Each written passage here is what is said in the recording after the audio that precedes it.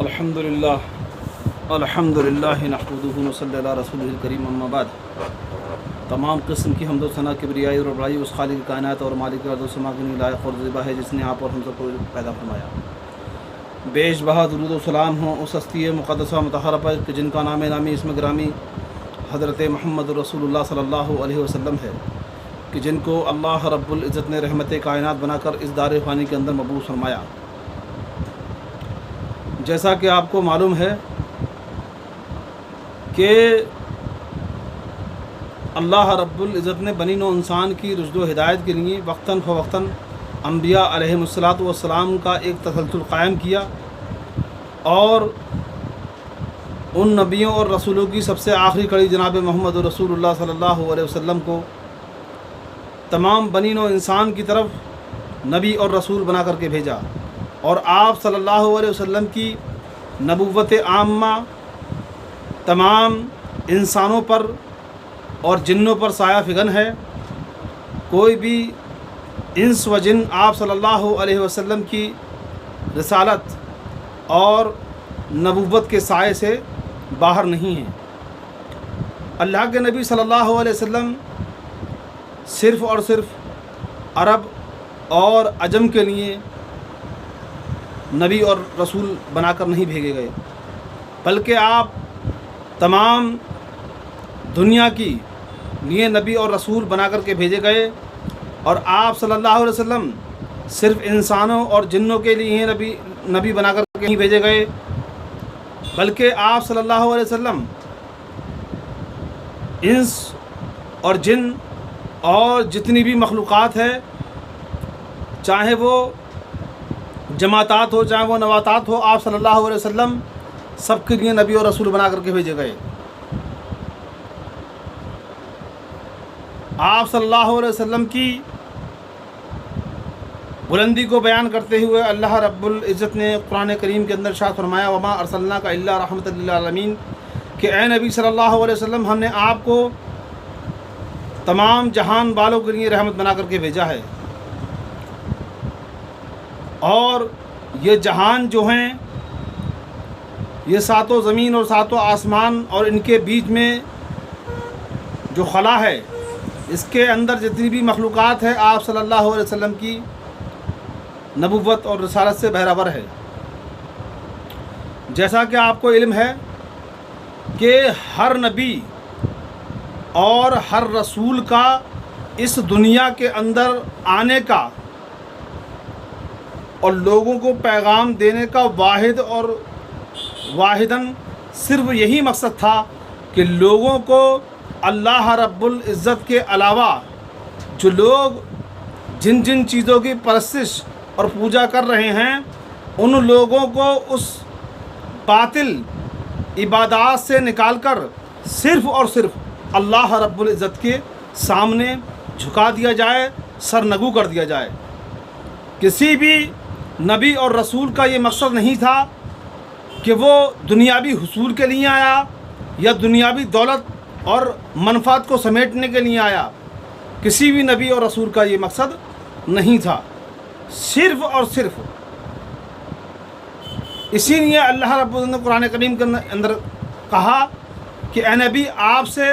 اور آپ سے پہلے لوگ جتنے نبی اور رسول بنا کر کے بھیجے گئے، ہم نے ان کی طرف یہ وہی بھیجی ہے کہ آپ ایک اللہ تبارک و تعالیٰ کی دعوت دیں، لوگوں کو اللہ کی طرف بلائیں علم اور حکمت کے ذریعے سے۔ آج جس آیت کے تعلق سے میں آپ کے سامنے لب کشائی کروں گا وہ سورہ اعراف۔ یہ سورہ اعراف جو ہے قرآن مجید کی 7ویں سورت ہے، اور اس کی آیت جو ہے وہ 190 ہے، 190۔ اس کے اندر اللہ رب العزت دو میاں بیوی کا تذکرہ کرتا ہے کہ وہ اللہ رب العزت کے سامنے دعا کرتے ہیں کہ اے اللہ رب العزت، اگر تو نے ہمیں صحیح اور سالم اولاد دی تو ہم تیرا شکر بجا لائیں گے۔ 190 नंबर की सूरत से पहले ये बात कही गई, यानी 189 में, और 190 आयत में अल्लाह रब्बुल इज़्ज़त इरशाद फरमाता है, वो ये देखिए, फलम्मा अताहुमा सालिहुम जाला लहू शुरका फ़ीमा आताहुमा फ़तआला अल्लाहु अम्मा युशरिकून। सो जब अल्लाह ने दोनों को सही सालिम औलाद दे दी तो अल्लाह की दी हुई चीज़ में वो दोनों अल्लाह के शरीक करार देने लगे। बस अल्लाह बुलंदतर है इससे जो वो शिर्क करते हैं। जबकि इससे पहले उन्होंने ये बात कही उन दोनों मियाँ बीवी ने कि ऐ अल्लाह ताला कि अगर तू हमें सही और सालिम औलाद देगा तो हम तेरा शुक्र बजा लाएंगे। और जब अल्लाह तबारक व ताला ने उन लोगों को, उन मियाँ बीवी को औलाद दे दी, तब जो है वो उस औलाद के अंदर, उसकी औलाद की पैदाइश के अंदर शिर्क करने लग गए। वो शिर्क कैसे करने लग गए? पहले तो कहते थे कि अल्लाह हमें औलाद देगा, और जब अल्लाह तबारक व ताला ने औलाद दे दी तो उसके बाद में वो ये कहने लगे कि ये औलाद हमें जो है फ़ला के ज़रिए से या फ़ला के तवस्सुल में हमें ये औलाद मिली है। और आज भी यही मुसलमानों का अक़ीदा है, मुसलमानों का अक़ीदा है। आज लोग अल्लाह तबारक व ताला के दर को छोड़ के इधर उधर सर पटकते हैं, अपनी ये जबीने खम करते हैं मज़ारात पर, थानों पर। और नऊज़ु बिल्लाह मिन ज़ालिक, मैं आपको बताऊं, अल्लामा वल हफ़ीज़ आज ऐसे थर्ड क्लास के अक़ीदे वाले मुसलमान भी हैं कि जिनकी औरतें गैर मुस्लिम पंडितों, पुजारियों के पास जाती हैं और उनसे मुस्तान उनसे तवस्सुल हासिल करती हैं कि हमें आप हमारे लिए दुआ कीजिए। अरे जो इंसान दायरा इस्लाम से खारिज हो वो जो है एक मुसलमान के लिए कैसे दुआ कर सकता है, या उसकी दुआ कैसे कबूल होगी? देखें, आप मुहासबा करें, हमारे आज मुसलमानों की औरतें जिनके अकायद बिगड़ चुके, और इन सब का वबाल इस उम्मत के उन उलमाओं पर है। इस उम्मत के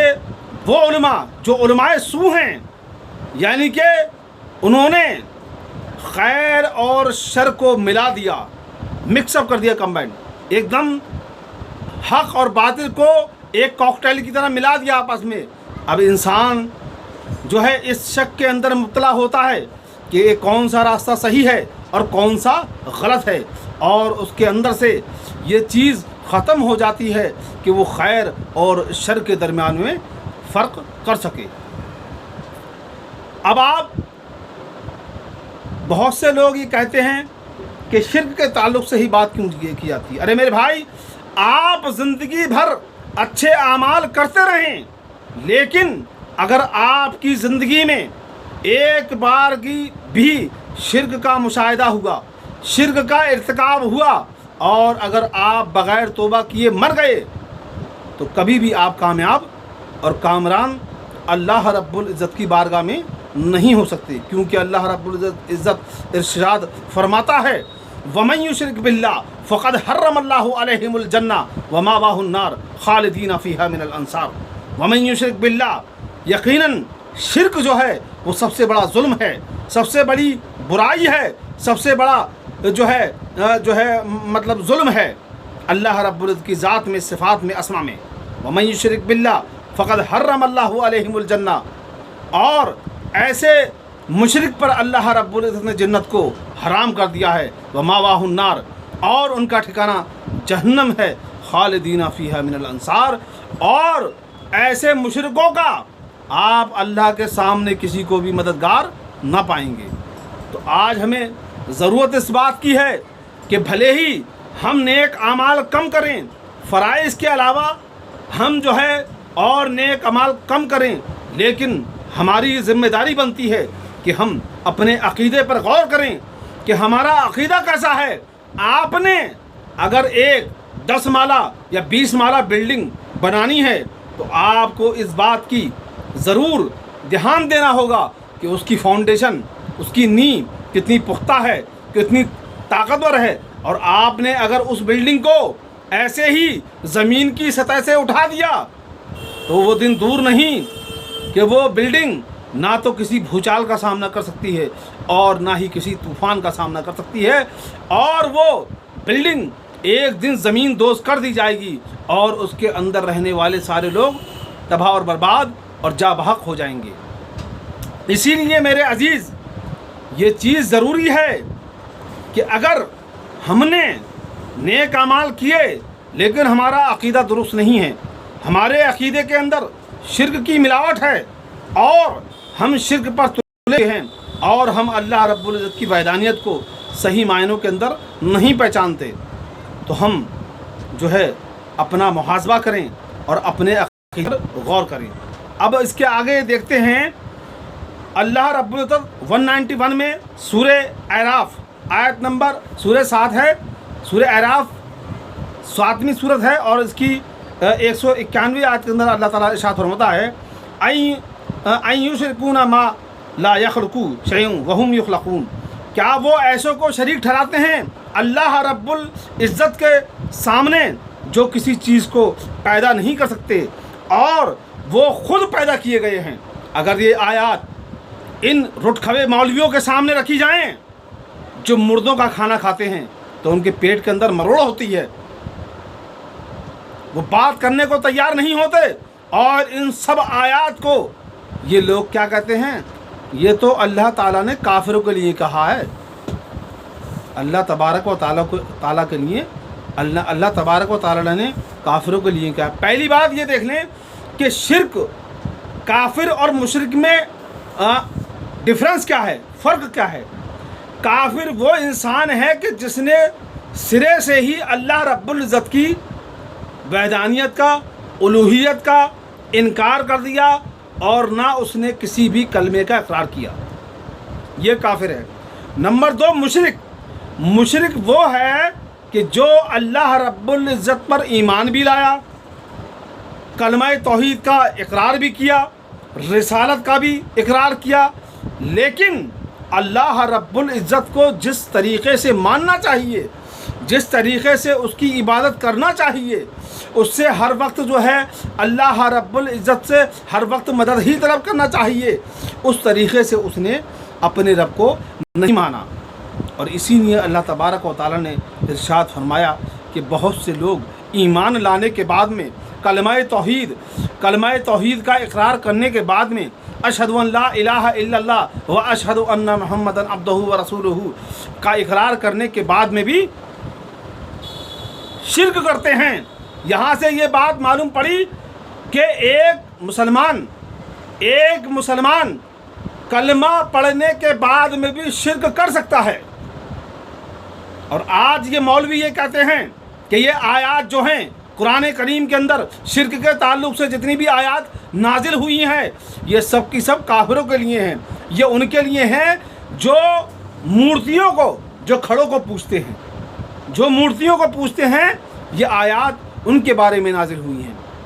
میرے بھائی، میرے عزیز، اب چاہے تم کھڑے کو پوجو چاہے پڑے کو پوجو، یہ سب کی سب آیات ان پر چسپاں ہیں، چاہے وہ کافر ہوں چاہے وہ مشرک ہوں۔ جو بھی اللہ رب العزت کے علاوہ غیر اللہ کی عبادت اور پرستش کرتا ہے، اور نفسیاتی طور پر اگر دیکھا جائے تو کافر اور مشرک کے اندر ایک چیز جو ہے سیم ہے، وہ یہ ہے کہ جب اللہ رب العزت ان کی سخت پکڑ کرتا ہے، ان کو گھیرتا ہے چاروں طرف سے، تب جو ہے یہ صرف اور صرف ایک ہی اللہ کو پکارتے ہیں، اور اللہ تبارک و تعالیٰ جب ان کو اس خوف سے اور اس رنج سے مطلب باہر کرتا ہے، تب یہ ہے جو ہے فوراً جو ہے اللہ رب العزت کی ذات میں، صفات میں، اسما میں شرک کرنے لگ جاتے ہیں۔ تو میرے عزیز، ہمیں ان سب باتوں کا لحاظ کرنا چاہیے کہ بھلے ہی ہماری تھوڑی نیکیاں نوافل کم ہوں، صدقات کم ہوں، زکوٰۃ کم ہوں، حج عمرے کم ہوں، لیکن کبھی بھی آپ اللہ رب العزت کی ذات میں شرک نہ کریں، کیونکہ شرک ایک ایسا گناہ ہے کہ اللہ تبارک و تعالیٰ اس کو کبھی بھی معاف نہیں کرے گا۔ انسان اگر اپنی دنیا کے اندر کبھی شرک کیا ہے، زندگی میں دنیا کے اندر رہتے ہوئے شرک کیا ہے، تو اس کے لیے ضروری اور لازم ہے کہ وہ انتقال سے پہلے سچی توبہ کر لے اور اللہ رب العزت کے سامنے جو ہے جھک جائے اور غیر اللہ کے آستانوں سے اپنا سر اٹھا کے یہ جبین جو ہے، یہ اپنی پیشانی جو ہے اللہ رب العزت کے سامنے جھکا دے اور تمام معبودان باطلہ کا انکار کر دے۔ آج اگر مسلمانوں سے یہ بات کہی جائے کہ یہ جو مزارات پر میلے تم لگاتے ہو، اس کی کہیں پر دلیل ہے؟ ان پر جو گنبد اور قبے بناتے ہو، اس کی کہیں پر دلیل ہے؟ تو لڑنے اور مارنے کو تیار ہو جاتے ہیں، جبکہ نبی کریم صلی اللہ علیہ وسلم تمام بتوں کو اور تمام ان غیر خداؤں کی عبادت کو ختم کرنے کے لیے اس دنیا کے اندر آپ صلی اللہ علیہ وسلم کو اللہ رب العزت نے مبعوث فرمایا۔ اور یہ بات بڑی نہیں تھی کہ اگر یہی آج کے مشرک جو اللہ کے علاوہ غیروں کے سامنے اپنے سرجبی کرتے ہیں، اگر یہ مشرک اس وقت میں ہوتے تو اس وقت بھی اللہ کے نبی جناب محمد رسول اللہ صلی اللہ علیہ وسلم کی مخالفت کرتے، کیونکہ ان کی نفسیات شرک ایک ایسی بیماری ہے کہ وہ نسل در نسل صرف شرک کی کنڈیشن چینج ہو سکتی ہے، لیکن اس کی حقیقت وہی ہے۔ جس طریقے سے ابراہیم علیہ السلام کے وقت میں 5 پنجتن پاک ود، طوا، یعوف اور نصر، یہ 5 پنجتن پاک تھے جو ابراہیم علیہ السلام کے وقت میں ان کی لوگ عبادت کرتے تھے، ان کے سامنے جو ہے نظر اور نیاز پیش کرتے تھے، ان کے سامنے نذرانے پیش کرتے تھے۔ تو نوح علیہ السلام کے وقت میں یہ 5 پنجتن پاک تھے۔ جب نوح علیہ السلام نے دعوت دی کہ اے میری امت کے لوگوں، تم اللہ رب العزت کو چھوڑ کر ان لوگوں کو کیوں پکارتے ہو؟ تو اس وقت کے لوگوں نے یہ بات کہی کہ اے لوگوں، اس نوح کی بات نہ ماننا اور نہ چھوڑنا ود کو، نہ سوا کو، نہ یہود کو، یا نہ یعوف کو اور نصر کو۔ اور میں آپ کو بتا دوں کہ یہ 5 پنجتن پاک کوئی برے لوگ نہ تھے، یہ اولیاء اللہ تھے۔ تو جب یہ انتقال کر گئے تو جو اس وقت کی امت تھی، جو لوگ تھے، جو پاپولیشن تھی، تو شیطان ان کے پاس آتا ہے اور کہتا ہے کہ ان کی قبروں کو سجاؤ دجاؤ۔ جب ایک نسل چلی گئی تو دوسری نسل کے پاس میں جب شیطان آتا ہے تو کہتا ہے کہ تمہارے باپ دادا تو ان کے سامنے نذرانے چڑھایا کرتے تھے، تم بھی چڑھاؤ۔ اس طریقے سے شیطان نے ان لوگوں کو، اس امت کو گرفت کے اندر لے لیا۔ اور آج بھی یہی معاملہ ہے، ہر وقت میں یہ پیر، قطب، ابدال کا معاملہ جو ہے چلتا رہتا ہے، اور لوگوں نے یہ کیٹیگری بنائی ہے، جبکہ اللہ رب العزت کے نزدیک سب سے ہائیسٹ کوالٹی کے جو انسان ہیں وہ نبی اور رسول ہیں، پیغمبر ہیں، اور اس کے بعد وہ لوگ ہیں جو ان نبیوں کے حوارین ہیں، یعنی اصحاب ہیں، جنہوں نے ان کے دین کے فروغ کے لیے محنت کی اور جو ہے ان کے بعد بھی محنتیں کرتے رہے۔ باقی یہ قطب، ابدال، یہ تمام تر جو چیزیں ہیں، یہ قرآن و حدیث سے کہیں ثابت نہیں ہیں کہ بہت سے لوگ کہتے ہیں کہ قطب 100 سال میں ایک قطب یا ابدال پیدا ہوتا ہے، ایسا کچھ بھی نہیں ہے۔ ہاں، اللہ رب العزت 1 صدی کے اندر ایک مجدد کو پیدا کرتا ہے، جو دین کے اندر ملائی ہوئی ملاوٹ کو، جو لوگوں نے اندر اس کے گند جو مطلب ڈال دی ہے دین کے اندر، اس کی وہ ریفریشمنٹ اور صفائی کرتا ہے، اور اس کے جو اسلام کے چہرے پر ان مولویوں اور ان سیانے ملاؤں نے جو کالک پونتی ہوئی اپنی کتابوں کے اندر، اس کو وہ صاف کرتا ہے اور ستھرا کرتا ہے، اور لوگوں کے سامنے ایک وہ دین آتا ہے جو نبی کریم صلی اللہ علیہ وسلم کے وقت میں جو دین اللہ رب العزت نے نبی کریم صلی اللہ علیہ وسلم کو بھیجا تھا۔ اس کے بعد میں اللہ تبارک و تعالیٰ اسی صورت کے اندر سورہ اعراف 7، سورہ نمبر 7، سورہ اعراف 192 آیت کے اندر اللہ تبارک و تعالیٰ ارشاد فرماتا ہے وَلَا يَسْتَطِيعُونَ لَهُمْ نَصْرًا وَلَا أَنفُسَهُمْ يُنصَرُونَ۔ وہ نہ تو وہ نہ تو ان کی مدد کر سکتے ہیں، یعنی کہ وہ مدد نہیں کر سکتے، اور نہ وہ خود اپنی ہی مدد کر سکتے ہیں۔ یعنی اللہ تعالیٰ کہتا ہے کہ جن لوگوں کو تم پکارتے ہو وہ نہ تمہاری مدد کر سکتے ہیں، اور تمہاری مدد کرنا تو چھوڑو، وہ خود اپنی مدد نہیں کر سکتے۔ ایک انسان لگر اور کتنا مجبور ہے کہ اللہ رب العزت اگر کسی انسان کے ہاتھ کو شل کر دے، فالج سے مار دے، تو کسی انسان کی یہ مجال نہیں کہ وہ اللہ رب العزت کے حکم کے بغیر اس ہاتھ کو اپنے منہ تک لے جائے۔ دوائیں کرتا ہے، طبیب کو دکھاتا ہے، شفا دینے والا اللہ ہے۔ جب ایک انسان زندگی کے اندر اپنی مدد نہیں کر سکتا، دوسرے کا محتاج ہے، اللہ رب العزت کی عطا کا محتاج ہے ہر انسان۔ اللہ اگر چاہے تو انسان ایک قدم بھی ادھر سے ادھر نہیں ہلا سکتا۔ تو بتائیے، آج حالات یہ ہیں کہ جو انسان انتقال ہونے کے باوجود، انتقال ہو چکا ہے، اپنا غسل خود نہیں دے سکتا، اپنے آپ کو دفنا خود نہیں سکتا، قبرستان تک خود نہیں جا سکتا، لیکن جب وہ نومن مٹی کے نیچے دبا دیا گیا تو وہ سب کی مدد کرنے لگا، سب کو بچے دینے لگا، سب کو اولاد دینے لگا، اور سب کو نوازنے لگا۔ آج یہ دین کے ٹھیکیدار جو بنے بیٹھے ہیں مولوی، جن کے پیٹ جو ہیں ان کے سینوں سے باہر نکلے ہوئے عفن نہیں ہیں، یہ امت کا مال حرام طریقے سے کھاتے ہیں، اور ان مولویوں اور ملاؤں نے اس امت کو ٹولیوں میں بانٹ دیا